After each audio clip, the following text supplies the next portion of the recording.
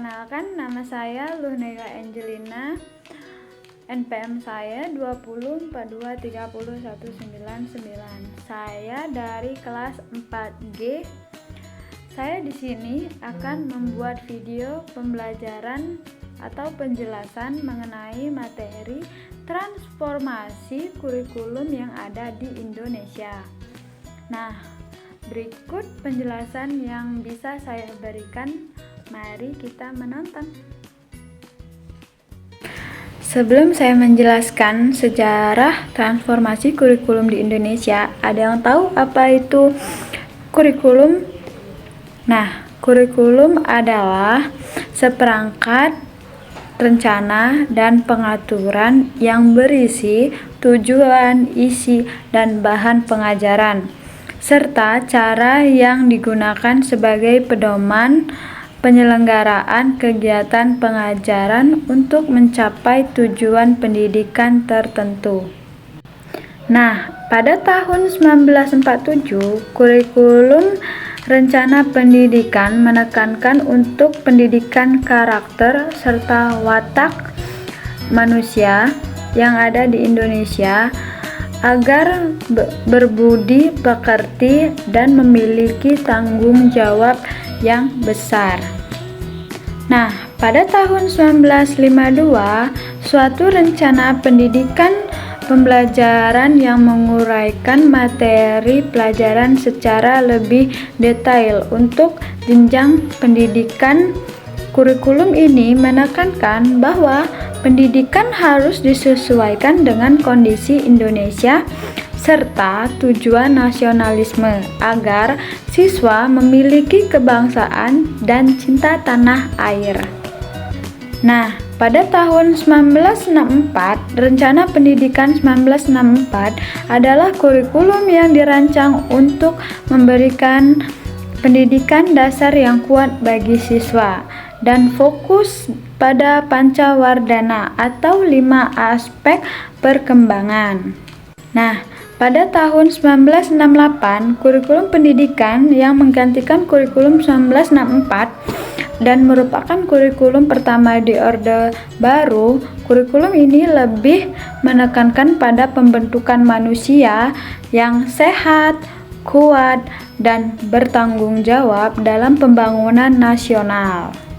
Nah, pada tahun 1975, Rencana Kurikulum Pendidikan di Indonesia yang menggantikan kurikulum 1968 dan lebih menekankan pada pendidikan yang efektif dan efisien. Serta kurikulum ini dipengaruhi oleh perkembangan ilmu pengetahuan dan teknologi, serta berorientasi pada tujuan pendidikan yang lebih jelas dan terukur.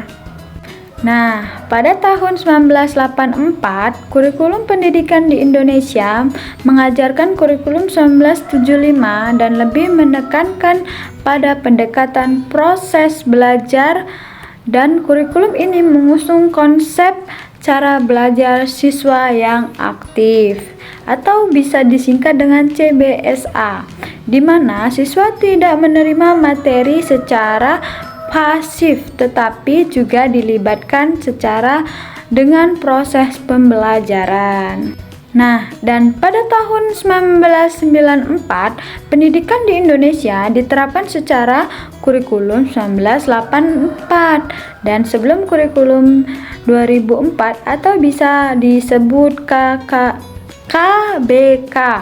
Kurikulum ini menekankan pendekatan subject matter atau pendekatan berorientasi pada materi pembelajaran. Nah, pada tahun 2004 atau KBK dan 2006 atau KTSP, kurikulum ini berbasis kompetensi, serta kurikulum tingkat satuan pendidikan KTSP atau 2006 merupakan dua kurikulum yang berorientasi pada kompetensi siswa dengan pendekatan yang lebih fleksibel dibandingkan kurikulum yang sebelum-sebelumnya. Nah, pada tahun 2013 atau bisa disebut kurikulum K13.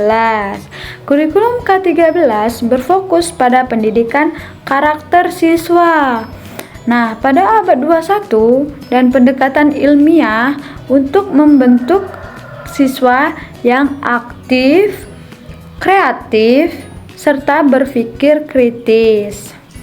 Nah, sampai sekarang kurikulum merdeka atau bisa disebut dengan kurma.